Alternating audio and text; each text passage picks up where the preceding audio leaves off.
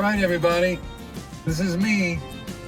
Walking with me again, except for, why not? We're rolling. We're rolling. That's right. I got one of my favorite humans on the planet with me, Linda McCrary. Man, we've gone all over the world together. She has blessed me beyond belief. It's been a journey, huh? Wow. Let's start with who you've worked with. But one of my earliest remembrances, and one of the greatest people that I know still to this day, is Pat Boone. Hello there. Oh. He's a wonderful, wonderful man, and my family got to open for the Boones. That's when he had his daughters on the road with him, and his wife Shirley. Oh, man. So it was the whole family, and our whole family opened for their family. Debbie Boone, man, I had a crush on her. You had a crush on Debbie Boone. And who didn't? All the guys loved her. And this was way before You Light Up My Life. Like, oh, really? many, many years, yeah. Of course, Andre Crouch, you know, and got to finally meet Stevie Wonder and What Stevie Wonder album did you sing on?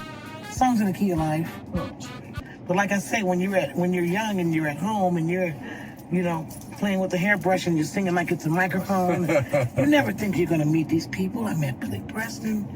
he was the fifth Beatle. He was the fifth Beatle. Nobody played the organ like him. No. I thought you sang on some Disney stuff. Oh yeah, I got to do that Lion King. That was great. Yeah. Now that was fun with Hans Zimmer and Like you did that big choir for Lion King. yes, with Andre. I think working with Michael Jackson was one of my greatest as well. Yeah, We share the same birthday. What song was that you worked on? Oh, there were many. Man in the Mirror.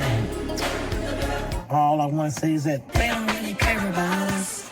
That one, and we were working on the last album over at Center Staging.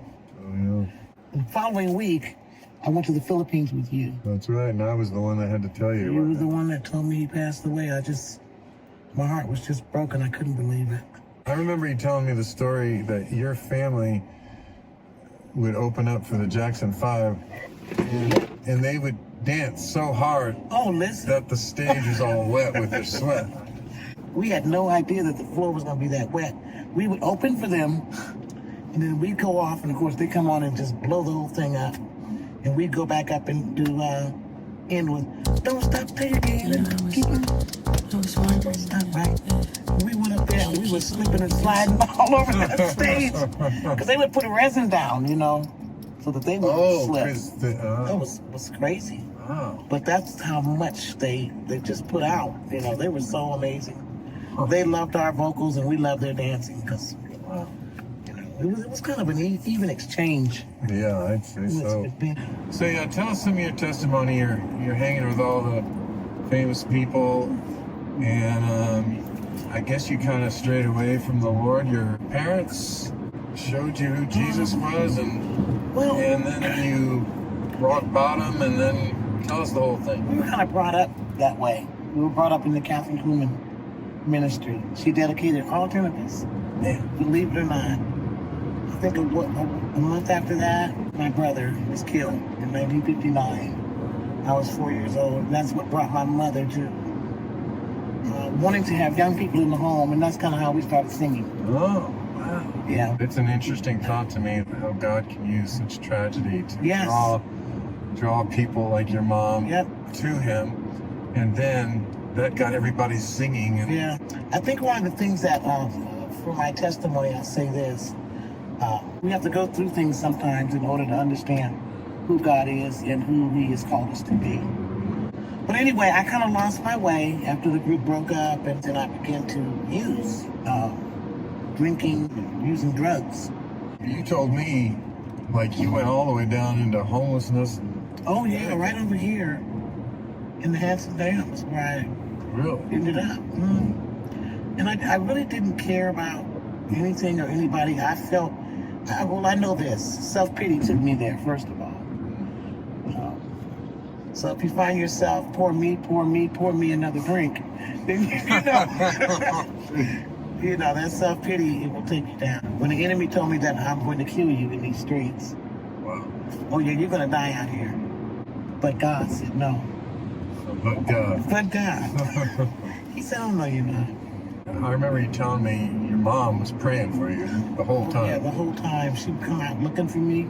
Can I just say, if you're a parent, keep praying for your kids. That's right. And if you have a prodigal, keep praying, right? Yeah, keep praying. Don't give up. Because she's sitting right here because of a praying mama. That's right. That's right. And she did not give up. Oh, I don't even want to think about it.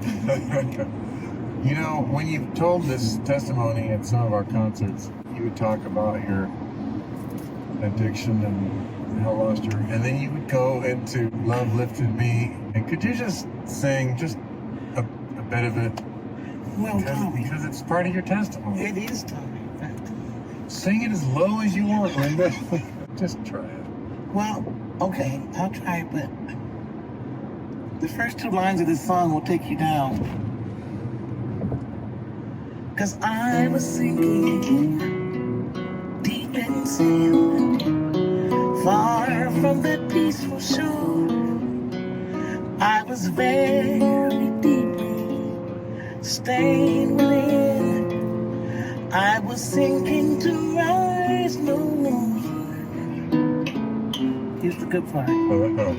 But the master of the sea, he heard my despairing cry, and from the waters he lifted me. Now safe am I. Okay, now you harmonize, okay? Okay. Oh, Love lifted me. Love lifted me.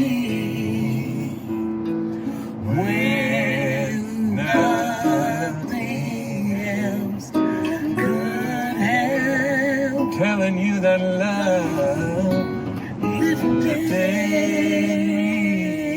me. Tell me about that. You told me how you were doing all this recording with artists and even Christian artists, but then you discovered worship in an intimate way. Oh, yeah. And how it changed your life. Tell us about that. Well, after I recovered, well, actually, I was delivered. I didn't recover. I'm in the studio working one day with Scott Smith, and that was the day that I met you. And I think you called me maybe 4 or 5 months later, and the rest is history.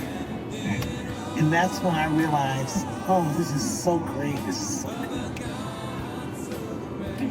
All those years of working, singing, even in the church, out of the church, I didn't realize that I was a born worshiper and I was born to worship God. And it was because of meeting you, the light just came on, everything changed. It brings me to tears every time. That's interesting to me, and because there's not that many people on the planet that have experienced singing with Stevie Wonder and Michael Jackson and whoever, and then they go through life and they go, you know what? It's nothing compared to Nothing. the King of Pop's one thing, but the King of Kings is another whole thing. I'm telling you. And when you discovered worship, then you're like, oh, that's what music's made for, right? That's right. It's just not very many people that have had the opportunity to go, yeah, I got to do both, and let me tell you which one's better. It's like God sees me. He knows that I love him. He sees me. I love the goodness of God and seeing his people be healed and come into wholeness. Yeah. We're living in a time where people are hurting so bad right now. And isn't it something that worship is one of the most profound ways to discover who God is and who you are and who he is in you? Exactly. So you got any good jokes? No. How about some of your good stories? Let's see, which one should I have you tell? Please. But I'll tell you one of my funniest stories. It's a true story. And I will not make this very long, but when my mother spent the night, Oh, yeah. oh, bless, she was full on Alzheimer's by now. Hardly walking, but just still walking a little bit and still talking just a little bit. Holiday time, I just came off the road. And hadn't seen my parents. And Charity was keeping my parents in LA, and I went down and picked him up. Had him upstairs, and I had her downstairs with me on a pull-out bed, and she started complaining her stomach was hurting. I said, oh my goodness. Gosh, I better give her a little something, and she just gives me my stomach hurts. It hurts. And all night, and I ended up taking her to emergency because I didn't get them very often. If something happened to her, Charity would never forgive me. So I sat in the hospital with her all night long. And next, I think 2 days from there was going to be Thanksgiving. Finally got her back home about 8 in the morning, put her to bed. So, Mom, you got to rest because I got to cook, get ready for Thanksgiving. And I said, you know what, let me just pray over you, Mom, okay? And I prayed over her, Lord, bless my mom. Let her have a good rest. Laying in the bed with her? Yeah, I'm laying in bed with her, holding her. Have a good night's rest. Lord, just give her a good rest. And I gave her a big kiss. And she said, kiss me again, baby. She said, you know what, baby? I said, what, Mama? You're the sweetest man I ever met in my life.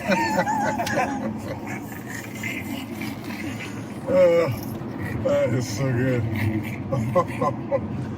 I had to just start crying. It tore me up. My dad wore a toupee, and I was assigned the project of taking my dad to get him ready for my mom's funeral. And I know I'm talking to people that know the deep, deep, deep grief of losing someone dear. That was some pain. Yes. She left us suddenly. Anyways, so I go to I take his toupee in a shoebox, and I didn't know where to go. I just found like some haircut place. I walk in there with my dad, who's got dementia, and I go in there, there's all these cool young girls, all tattoos and all goth, Oh my God. I'm like, can he needs a haircut, he needs to have his toupee cleaned, and this girl opens it up. It looked kind of like a tarantula. Right. Anyways, it was one of those things where I'm thinking in my mind at the same time, like, this is the funniest thing I've ever seen in my life, and it's the saddest thing, because my mom did his hair his whole entire life. And so you're like crying and laughing kind of with your mom at the same time. Oh my goodness. And anyways, then they washed it, put on his head, and they're sheeping up. They began to be just the sweetest ladies, and I told them, you're fixing him up. You're getting him ready for his wife's funeral right now. And they were so touched and so moved. That reminds me of something, since I've been experiencing so much death. I'm really learning how to live with great sorrow and great joy at the same time. And I've said this before, but it must be a maturity issue, because that has to be how God is, because God knows all the terrible stuff going on. That's right. And yet it says He sings over us, and He's a God of joy and celebration. So to be like God, you've got to be able to carry the joy and the pain. And the pain. Isn't that something? What a revelation that is. Oh, I know a great story. Remember when you came to Jerusalem with me? We did that event, and you were at the Garden Tomb, and you started singing, I Know That My Redeemer Lives. Oh my God. And then all those people from those different countries started coming, and they're like, wow, we're hearing a resurrection hymn in the empty tomb. That was just sing the beginning of that, I know that my Redeemer lives. What joy this blessed assurance gives. He lives, who once was dead. He lives, my everlasting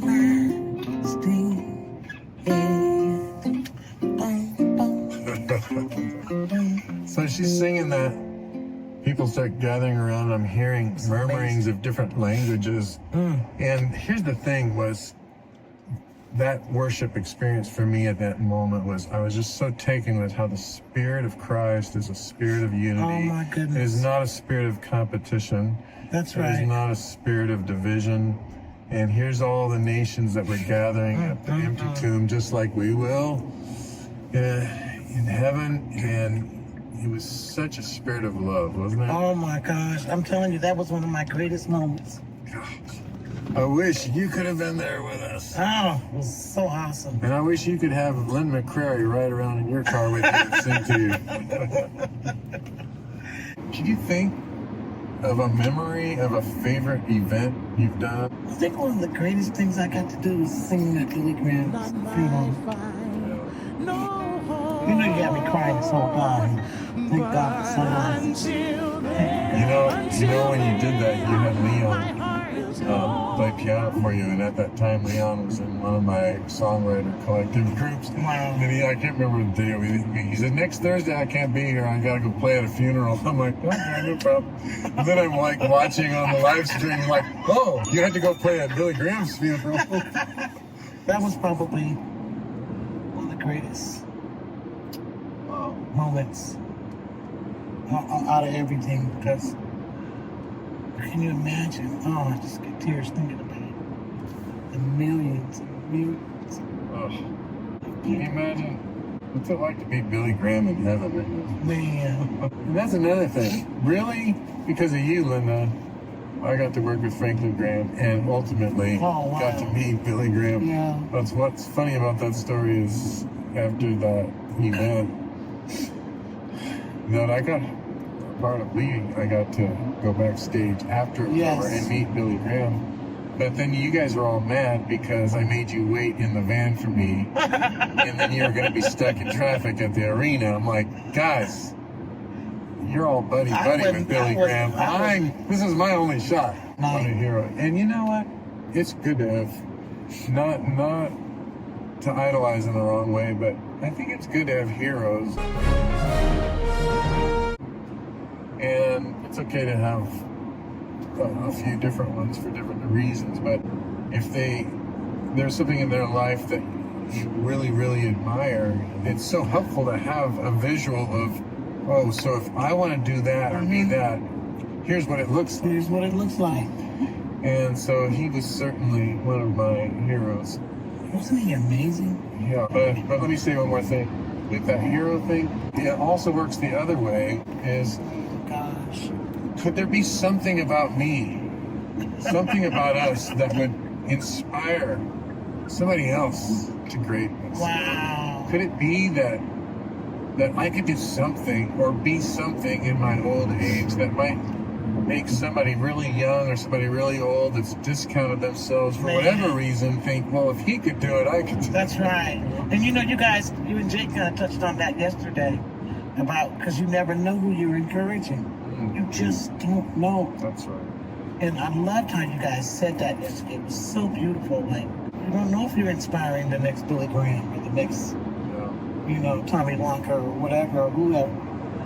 That's right. It's amazing. That's right. Well, Linda, thank you. Thank you for the years of serving together, some of the most cherished moments of God's presence in my life, for sure, with you. Oh my goodness. And just grateful for our families. Yes. And the unity and love that we share. And I just want you to pray whatever God leads you to pray. Pray for somebody that's going to hear this 10 years from now or whatever. Yep. And just close us out in prayer. Father, I just have to start saying how thankful I am for the years you've given. Thank you for this time together today with my brother, and I thank you for the years that you just let us do all the things that we've gotten to do. How incredibly grateful I am.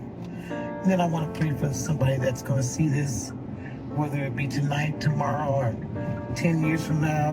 May they be encouraged, and may they know that you have called them to something special.